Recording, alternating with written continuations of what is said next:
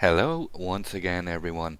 Today's video features the brand new premium pan-European destroyer, Orkan. Orkan, or formerly HMS Myrmidon, was an M-class destroyer of the Polish Navy during World War II.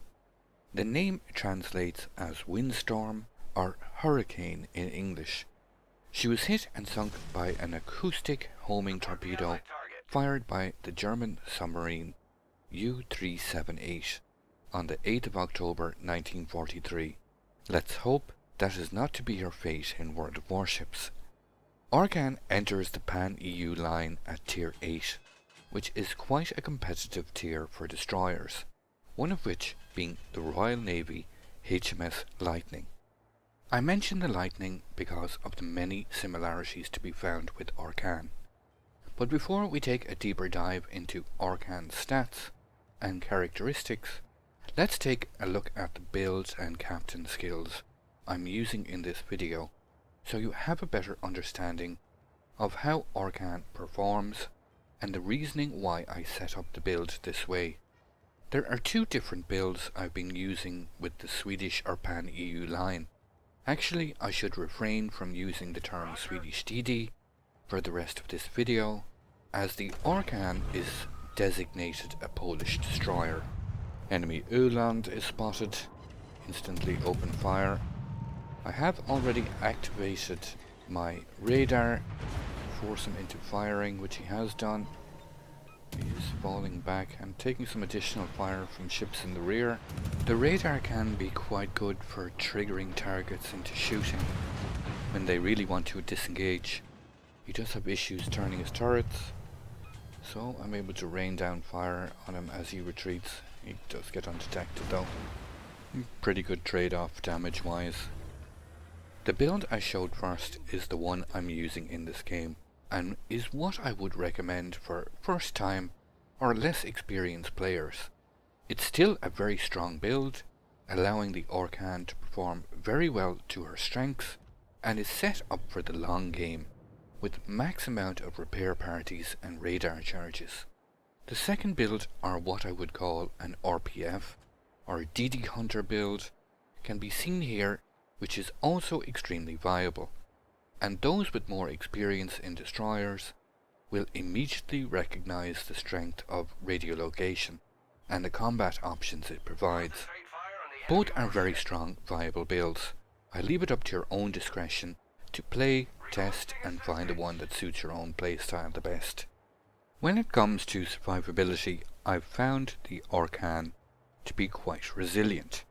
It's one of the reasons I chose this game. To give you an idea, as I managed to tank close to 2 million potential damage in this game before the end. The enemy Öland comes back for round 2. I push forward to engage, and despite being relatively outnumbered here, the majority of the enemy fleet is blocked by line of sight by that island. The Öland is desperately trying to escape. Just need another couple of shells to finish him off. I do manage to set him on fire. Another couple of shell hits. Just need to finish him off and go dark as quickly as possible. I am taking fire now from the remainder of his fleet. They have line of sight. I'm gonna have to quickly repair my engine here. Turn and show minimum angle. Drop some torps on the predicted path. Still quite a bit of secondary fire coming in. Still taking quite a few hits, but mostly on my stern. Finally have managed to go dark. Mines is still putting some heavy fire in this direction. I really love how Orkan performs as a gunboat, being able to take on enemy destroyers in gunfights, even when the odds are slightly stacked in their favour, and come out on top. Well, it feels very empowering. My survivability has been put to the test early on here, but with these repair parties in reserve, I'll be able to heal back an awful lot of this damage. So let's go back to the armour layout. At first glance, there is nothing special about the armour. It's the standard all over 19mm, except for the superstructure, which is 13mm.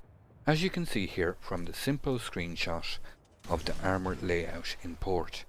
Orkan gets a total of 18,500 hit points, which is a very nice base amount. If you compare it to the Lightning, which has just 200 hit points more, that's 18,700, the absolute game changer in respect of hit points is the fact that Orkan gets an additional 4 repair parties, which when combined with the India Delta signal flag can repair almost an additional 9k of light fire damage.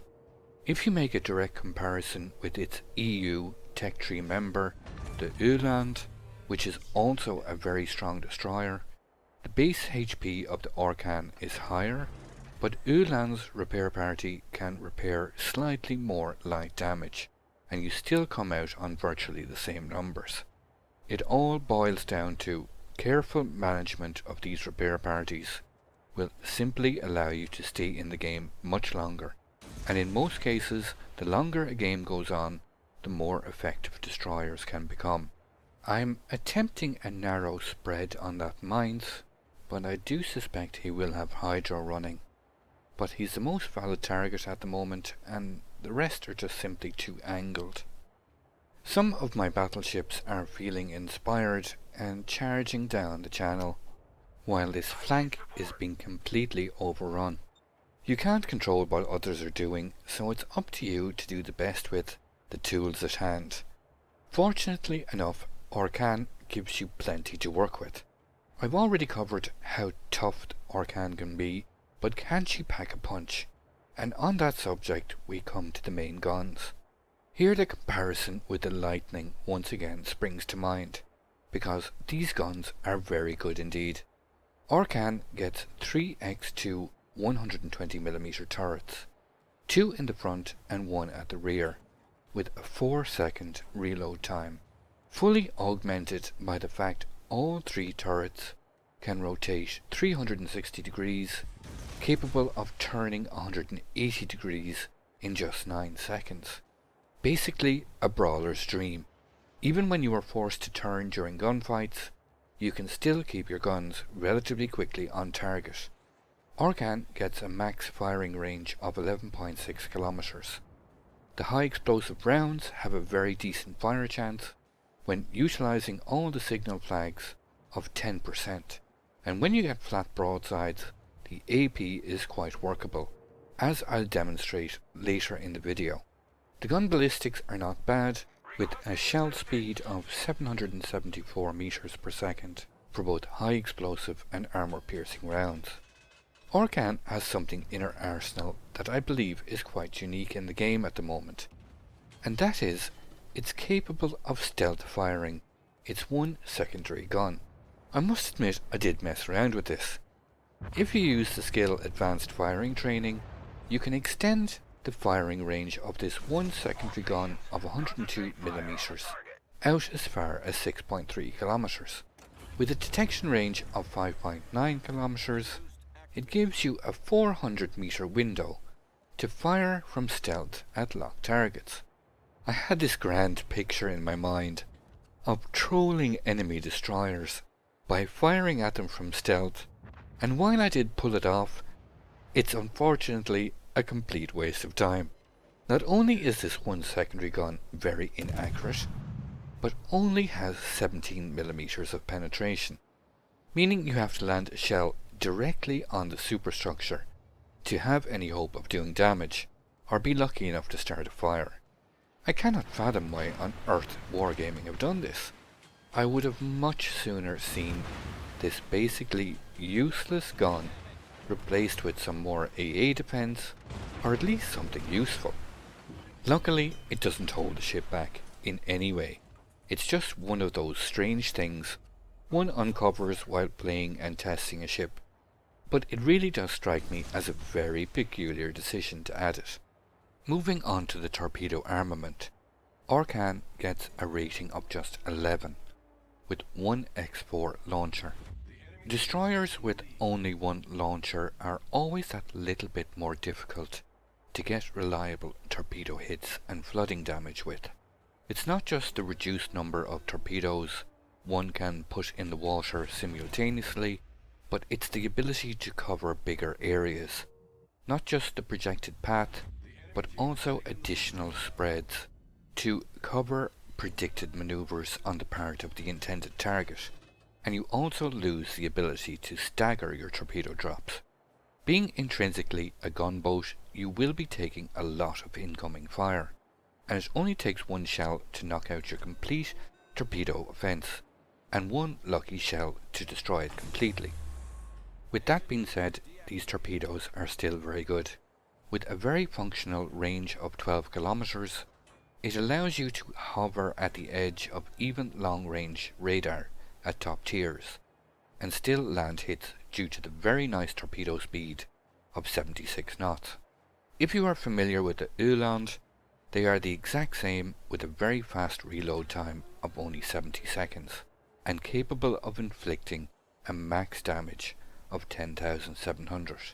The only difference with the Öland being you get 2 of these launchers. When it comes to AA rating, Orkan does lack the very strong defences necessary to beat back aerial assaults. Orkan gets a defence rating of 27, but with only 2 flak explosions and a firing range of 5.2 kilometers, dealing with enemy aircraft will be problematic. When targeted by an aircraft carrier, you will have to be very careful to position yourself very strategically to deny any targets within gun range those easy firing angles on you when you get spotted from the air. Relocate quickly and make sure to turn off your AA in between attacks, and utilize your very low detectability from the air of just 2.6 kilometers to make not only locating you from the air quite tricky, but also getting good airstrikes on you far more difficult. If and when the carrier becomes really persistent, and some will, just fall back into the bubble of support ships and frustrate them. Invariably, they will go in search of softer targets. You don't have a smoke generator as a get out of jail free card, so you will have to be very conscious of your positioning at all times. It's a great learning tool to help improve your own situational awareness, which can be applied to virtually all classes in the game, so lessons learned will never be wasted. I've spent quite a long time prolonging the inevitable in this match, while the enemy team have been very effective in killing my teammates. I'm never one to give up easily, and always look for ways to inflict the max amount of damage, no matter how bad the circumstances. But I can definitely see the writing on the wall. I love how manoeuvrable Orkan is. You can see the amount of incoming fire here is pretty insane. But by constantly shifting course and speed, you quickly become that very irritating, hard to hit target in the distance. Orkan gets a base speed of 35 knots, which can be increased to 36.8 knots with the Sierra Mike signal flag, a turning circle radius of 590 meters, and a rudder shift time of 3.7 seconds. One can reduce the rudder shift down to 3 seconds using steering gears mod 1 in slot 4, but I prefer the propulsion mod to enable those quicker stop and go maneuvers to help throw off the aim of those targeting you. So finally, stats wise, we come to the concealment. Orkan gets a rating of 96 using a full stealth build, using both the concealment system mod and the captain skill concealment expert, translating into a detection range of just 5.9 kilometers. This is really quite competitive, considering every other stealthy destroyer that outspots you is already deep inside your 7.5 kilometer radar range, making Orkan an incredibly tricky opponent to deal with. As I already mentioned, this also translates into a very low detectability range of 2.6 kilometers from the air, and being a real fan of destroyer gameplay, great concealment is one of the hallmarks of strength in a good destroyer. It's up to the captain then to utilize that strength to his advantage. The planes have found me, so I do believe the jig is up. And finally put this AP to the test. Enemy carrier is showing quite a bit of broadside. I do take some heavy fire there, but get some very nice salvos off on that carrier. Will I be able to take him out before I go down? He is angled slightly away. Almost got 150,000 damage, and we go down fighting. Orkan, while challenging, is incredibly fun to play, so I must give it a resounding thumbs up. I'd like to thank you once again all for watching. Don't forget to like, share and subscribe for more. Take a moment to check out some of my most recent videos and leave a comment below. And until the next time, keep sailing it like you stole it.